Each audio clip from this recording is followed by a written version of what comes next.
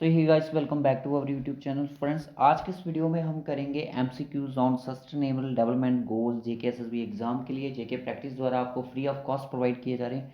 Guys इस video में मैं 30+ एमसीक्यूज आपको करवाऊंगा, यानी कि 30 से ज़्यादा एमसीक्यूज यहाँ पे करवाऊंगा और कुछ चीज़ों का जो आपको डाउट होगा वो भी यहाँ पे क्लियर होगा। और मैं आपको बताऊँगा कि जेके एसएसबी पंचायत काउंटेस्टेंट में जो क्वेश्चन पूछा गया था वो किस तरह का क्वेश्चन था और कैसा आया था। ठीक है, उस क्वेश्चन के बारे में भी हम बात ज़रूर करेंगे अपने अपने चैनल पे। तो चैनल पे अगर अभी तक आप न्यू हो तो चैनल को सब्सक्राइब कर दो। आज कोई भी वीडियो नहीं आ पाया क्योंकि कल आपका एग्ज़ाम है। और जो भी हमारे साथ इंस्टाग्राम फेसबुक के साथ या फिर टेलीग्राम के साथ डिस्कशन ग्रुप में जुड़े हैं उन बच्चों से रिक्वेस्ट है कि वो अपना कल वीडियो का अपना जो एग्ज़ाम का एनालिसिस मुझे डिस्क्रिप्शन बॉक्स में जाके या मुझे पर्सनली ऐड मैसेज ज़रूर करके वहाँ पे मुझे अपना एनालिसिस ज़रूर दें कि क्या क्या एग्ज़ाम में आया था। डिस्कशन ग्रुप में नहीं देना है, डिस्कशन ग्रुप में हम वीडियो प्रोवाइड कर देंगे जो जो आप एनालिसिस बताओगे कि कौन कौन से क्वेश्चन आए थे। अगर आपको एग्ज़ाम के रिलेटेड 2 3 4 जितना भी क्वेश्चन याद रहते हैं आपने सारे के सारे क्वेश्चन हमें बताने हैं, बाकी उनको हम मेंटेन अपने हिसाब से कर लेंगे कि एग्ज़ाम में क्वेश्चन किस तरह से पूछा गया था। तो गाइस चैनल पे अगर आप न्यू हो तो चैनल को सब्सक्राइब कर दो, नोटिफिकेशन बेल को भी ऑन कर दो, डिस्क्रिप्शन बॉक्स में जाके डिफरेंट डिफरेंट सोशल मीडिया के प्लेटफॉर्म ज्वाइन कर लो, टेलीग्राम इंस्टाग्राम फेसबुक सभी को ज्वाइन कर दो क्योंकि इसी तरह की इंपॉर्टेंट वीडियो आपको मिलती रहेंगी।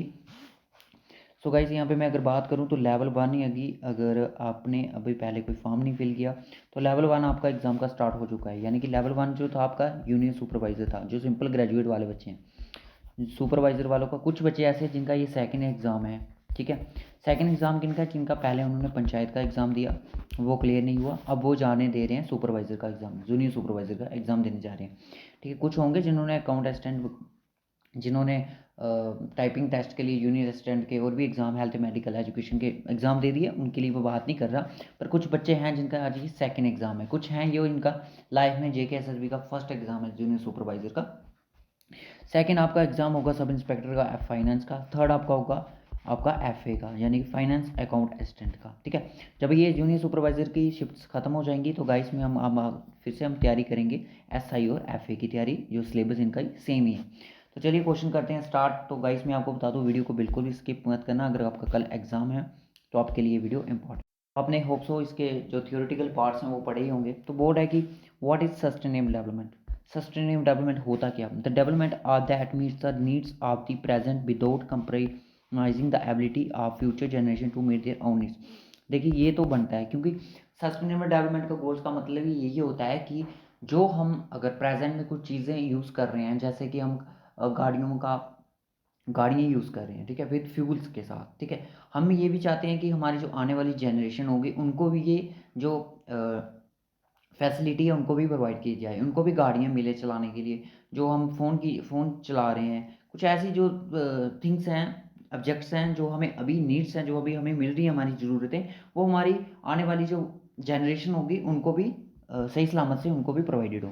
तो ये भी एक इनका गोल बनता है। ठीक है, उसके बाद क्या होता है कि कंजर्व नेचुरल रिसोर्स, और इनको कंजर्व रखा जाएगा जो नेचुरल रिसोर्सेज हैं, and to develop the alternate source of power while reducing pollution and harm to the environment. बिल्कुल सही बात है, ये दोनों अगर आपको ये दोनों बन रहे हैं तो यानी कि तीसरा भी आपका ऑटोमेटिकली बन रहा होगा, तो ऑप्शन इसका डी हो जाएगा। बोल रहा है कि नेचुरल रिसोर्सेज हैं जो इनको कंजर्व रखा जाए। तो गाइस जैसा कि आपको पता है कि पानी को वेस्ट मत करो, डिफॉरेस्टेशन मत करो। ठीक है, फॉरेस्टेशन ज़्यादा से ज़्यादा ट्रीज लगाओ, और मतलब कि ऑक्सीजन की मात्रा ज़्यादा होगी तो कार्बन डाइऑक्साइड टोटली रिड्यूस हो जाएगा। तो इससे क्या होगा कि हमारा इन्वायरमेंट एक सुरक्षित रहेगा, यानी कि वो हार्म नहीं होगा, हार्मफुल से इफेक्ट से बचेगा। ओके, जैसा कि आपको ओजोन लेयर के बारे में बताइए। तो थर्ड बोलता है कि it is a practice of developing land. Okay, practice of developing land and construction project in manner that reduce their impact on the environment while allowing them to create energy efficient model of self sufficient।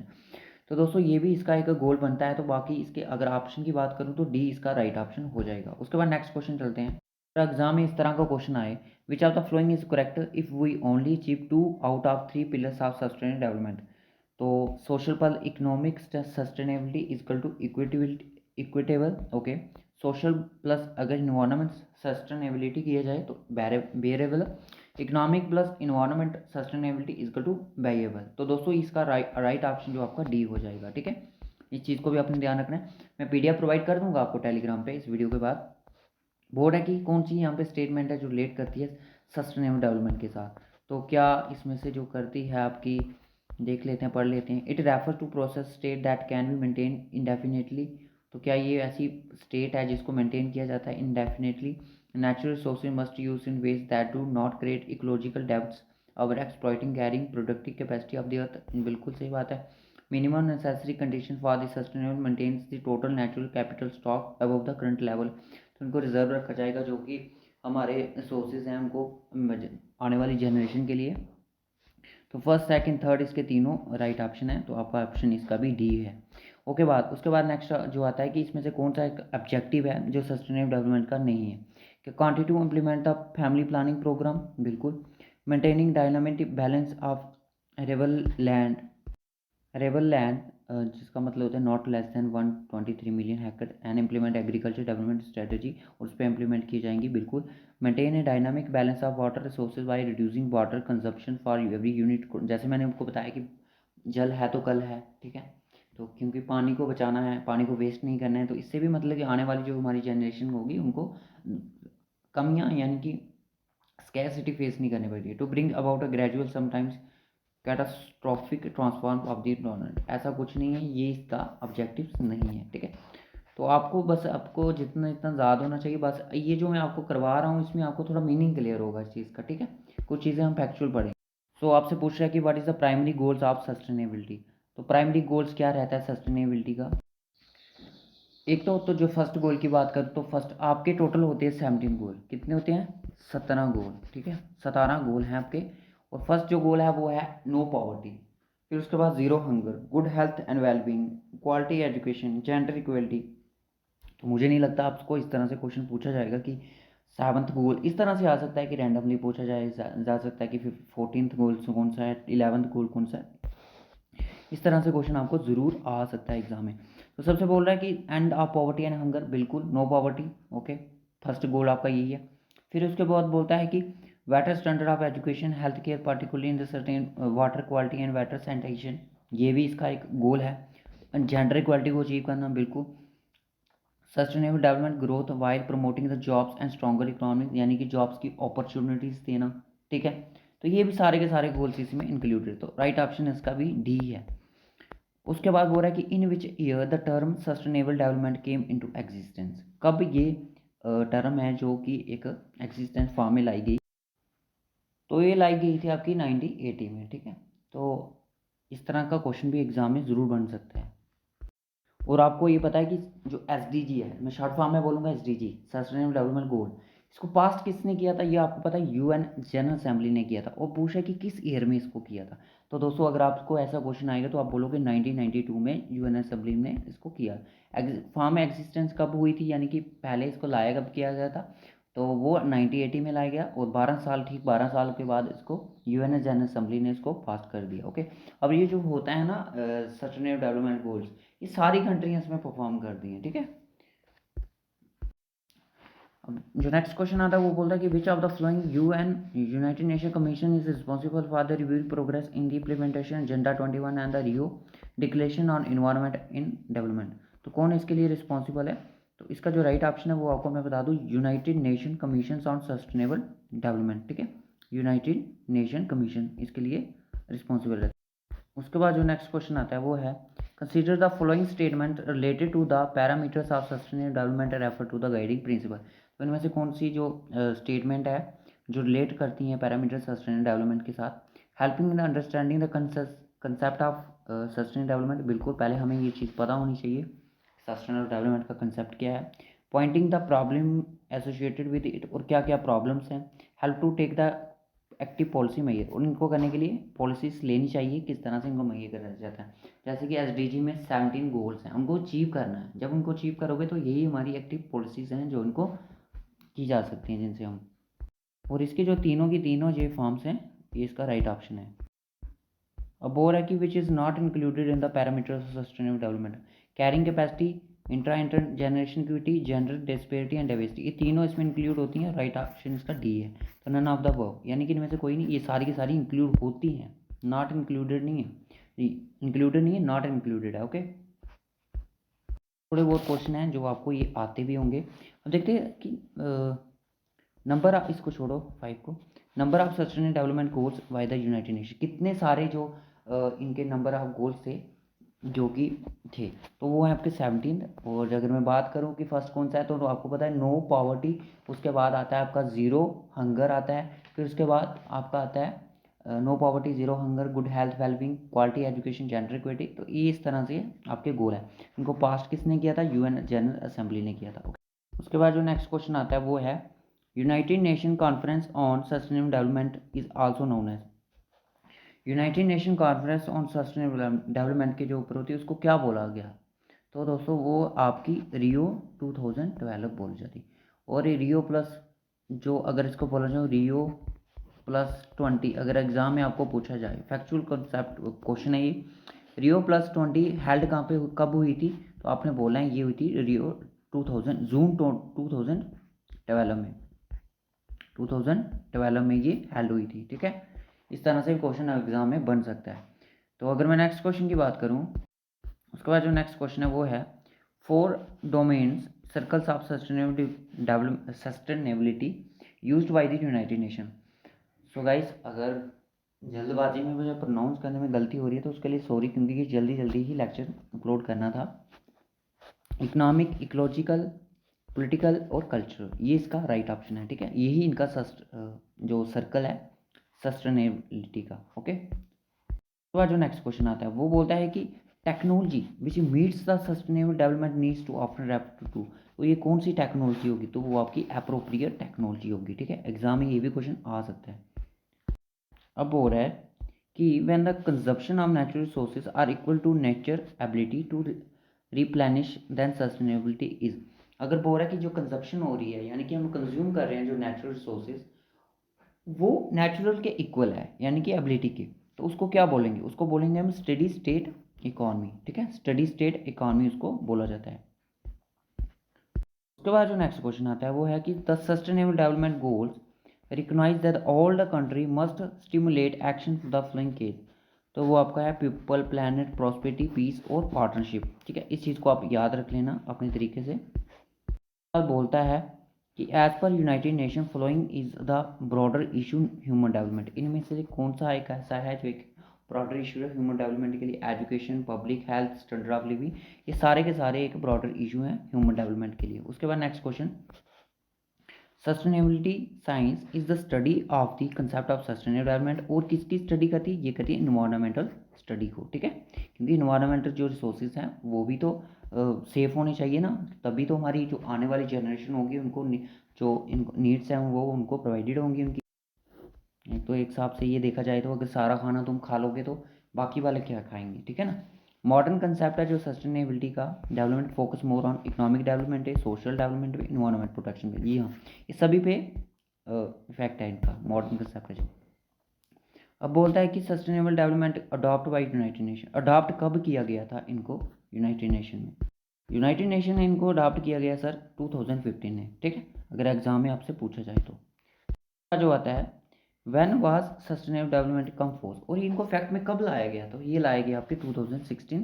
तो चलेंगे कब तक? 2030 तक ये चलेंगे। Exam में अगर आपसे ऐसा पूछा गया, फैक्चुअल चीज़ें होती हैं। और अगर आपसे पूछा जाएगी कि how many goals and targets there in SDG, कितने इसके टारगेट्स और कितने इसके गोल्स हैं, ऐसा बोला जाएगा तो आपने बोला कि 169 इसके टारगेट्स हैं और 17 इसके गोल्स हैं। ठीक है, 17 इसके गोल्स हैं, 169 इसके टारगेट है। तो होता है कि कितनी सारी कंट्रीज है जो साइन करती हैं एसडीजी को, तो वो अगर आपसे ऐसा क्वेश्चन आता है तो आप बोलना कि 193 कंट्रीज साइन करती हैं कंट्रीज। ठीक है, एसडीजी को। Who is the head of SDG, SDG का हेड कौन है? तो वो एंटोनियो गुटेरेस है। ठीक है, एंटोनियो गुटेरेस। रैंडमली इस तरह का क्वेश्चन भी आ सकता है एग्जाम में।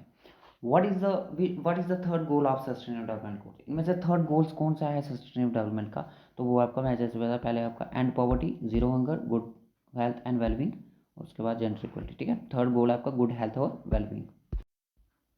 So guys, which country is best in the SDG index 2020, तो गाइस यहाँ पे 2020 है तो 2020 में आपकी स्वीडन है। ठीक है, 2020 में सबसे टॉप किस कंट्री ने किया था? वो आपका किया था स्वीडन ने। किसने किया था? स्वीडन ने। अगर एग्जाम में क्वेश्चन आएगा तो आप बोलना कि स्वीडन ने किया था 2020 में।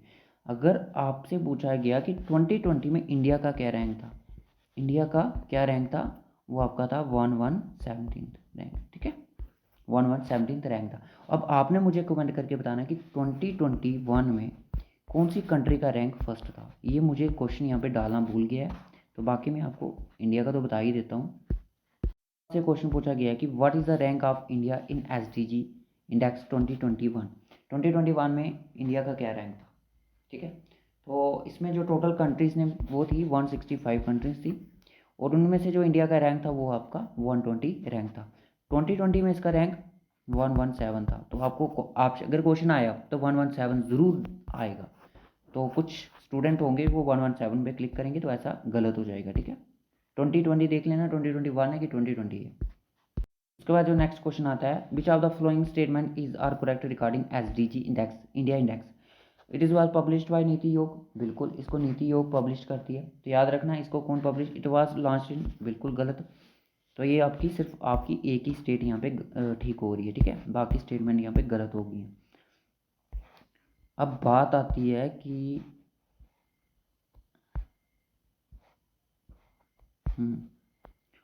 अब ये क्वेश्चन जो तो था ये एग्जाम में आया था, ठीक है। With reference to methodology SDG India index which of the following statement is all correct. Methodology of SDG के तहत इंडिया इंडेक्स कौन सी स्टेटमेंट में इसमें true, the score range between 0 to 100, और जो स्कोर्स होती हैं इनकी मैथडोलॉजी की वो 0 से लेकर 100 तक होती है। तो याद रखना, बिल्कुल जी हाँ सर, होती है। क्या होती है? होती है इनकी ranges. It is classified in aspirant 0 to 49 होते हैं, और परफॉर्मर इसके 50 to 64 होते हैं, और इसके जो फ्रंट रनर होते हैं वो 65 से 99 तक होती हैं। याद रखना, मैं क्वेश्चन पेपर ले रहा हूँ यहाँ पे।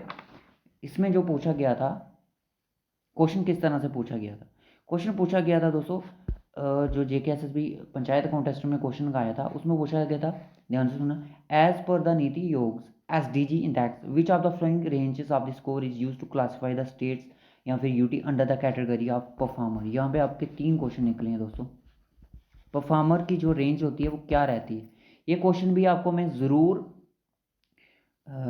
जब मैं आपको PDF प्रोवाइड करूँगा तो उसके साथ साथ इसका मैं फ़ोटो खींच के ज़रूर टेलीग्राम पे डालूंगा, ठीक है। आपको यकीन हो जाएगा कि परफॉर्मर का इतना सा क्वेश्चन पूछा गया था।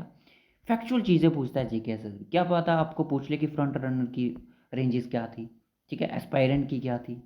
तो इस तरह का क्वेश्चन, जो इसका राइट ऑप्शन था वो आपका 50 to 64 था, ठीक है। तो जैसे कि मैंने क्वेश्चन बताया, as per the NITI Aayog SDG index which of the following ranges of scores is use to classify the state UT under the category of performer की कैटेगरी में, तो वो आपका 50 to 64 होता है, ठीक है। तो बच्चों ने पिछली बार इतना डीप नहीं पढ़ा था, तो इस बार हमने पढ़ा दिया थोड़ा बहुत। चलो अभी मैंने थ्योरेटिकली इसका पार्ट नहीं लाया, तो उसके लिए मैं सॉरी। मैं देखते हैं सब इंस्पेक्टर एग्ज़ाम कब है, तो उसकी भी हमें यही तैयारी करनी है, बिल्कुल सेम करनी है। Consider the following statement regarding the SDG, इनमें से कौन सी जो स्टेटमेंट है जो कि रिकॉर्ड करती है, रिगार्डिंग है एसडीजी के। SDG goals apply for all countries, बिल्कुल। It is apply the developing countries only, जी हाँ ये बात सही है। ये डेवलप्ड कंट्री पे नहीं है अप्लाई, इसे डेवलपिंग कंट्री पे है, ठीक है, या अंडर डेवलप्ड बोल सकते हो, ओके। उसके बाद यहाँ पे बोलता है कि ये बोलता है कि which of the following statement is are correct regarding SDG India index. SDG India index के रिगार्डिंग इनमें से कौन कौन सी स्टेटमेंट है जो ट्रू है। There are 5 aspirant state UTs, तो ऐसा नहीं है, गलत है। 15 states UT are the performer category. याद रखना, परफॉर्मर कैटेगरी में रेंजेस क्या थी, 50 to 64 थी। और यहाँ पे जो स्टेट्स होती हैं वो कौन कौन सी, 15 स्टेट्स होती हैं और यूटीज होती हैं, ठीक है। स्टेट में यूटीज वो भी आ जाती हैं। और रनर कैटेगरी में आती हैं आपकी 22 स्टेट्स और यूटी, ठीक है। याद रखना इसको चीज़। अब आपने मुझे कमेंट करके बताना है कि एस्पायरेंट के अंदर कितनी आती है यूटी और स्टेट, ठीक है। ये मुझे भी नहीं पता है, ये आपने मुझे कमेंट करना है, ठीक है। इसको लिख लो कहीं पे। और एसडीजी को रिलीज कौन करता है, वो करता है आपका एसडीएसएन, ठीक है, एसडीएसएन इसको रिलीज करता है। उसके बाद what is the first goal of sustainable development goal, तो मैंने चला के बोला end poverty. Consider the following statement, इनमें से कौन सी स्टेटमेंट है जो ट्रू है। The third editions of the SDG India index covers 16 goals on 115 quantitative indicators, बिल्कुल ठीक था ये। थर्ड जो एडिशन था SDG index and dashboards 2020 partnership in the decade of action. तो इसके जो दोनों स्टेटमेंट हैं इनको दिमाग में बिठा लो, यही इसका राइट ऑप्शन है, दोनों स्टेटमेंट इसकी ट्रू। तो होप सो गाइस आपको ये लेक्चर आज का अच्छा लगा हो तो लाइक और शेयर ज़रूर करें। कुछ फैक्चुअल चीज़ें देख लेते हैं। अब बहुत सारी चीज़ें ऐसी रहती हैं जो आपको सस्टेनेबल डेवलपमेंट के करंट की चीज़ें नहीं पता। अगर आप एग्ज़ाम में आपसे पूछा लिया जाएगा, मैं आपको कुछ क्वेश्चन बता देता हूँ, वो आपने खुद भी सर्च करने हैं और उनको अपने नोट्स पे लिख लेना है क्योंकि कल आपका एग्ज़ाम है। फर्स्ट क्वेश्चन है कि SDG जो 2020 हुआ, SDG 2021 में किस स्टेट का इंडिया में रैंक हाई था। ठीक है, इंडिया में, इंडिया की पोजीशन 120 थी। इंडिया के रिलेटेड ही बात करें तो किसका स्टेट जो रैंक था वो हाई था। यूटी कौन सी थी उसका भी रैंक चेक करना है। ठीक है, ये आपके लिए होमवर्क है, इसको आप चेक करो। और उसके बाद अगर मैं बात करूँ कि जो सस्टेनेबल डेवलपमेंट गोल्स था ना, ये 2015 में तो आया, बट ये किस चीज़ को रिप्लेस करके आया। ठीक है, फैक्चुअल चीज़ें हैं, कोई नहीं बताएगा इसको। इसकी जो रिप्लेस किया उसको किया मिलेनियम डेवलपमेंट गोल्स। ठीक है, डेवलपमेंट गोल्स यानी कि MDGs। ठीक है, इसको हटा के SDG लाया गया। ठीक है, याद रखना इस चीज़ को, एग्ज़ाम में आ सकता है। उसके बाद अगर मैं आपको कोई और अगर बात बताऊं कि अगर आपसे पूछ लिया जाए कि बेस ईयर क्या है SDG का, SDG का जो बेस ईयर है, SDG का बेस ईयर क्या है, बेस ईयर SDG का है 2016। ठीक है, 2016 इसका है। और SDG को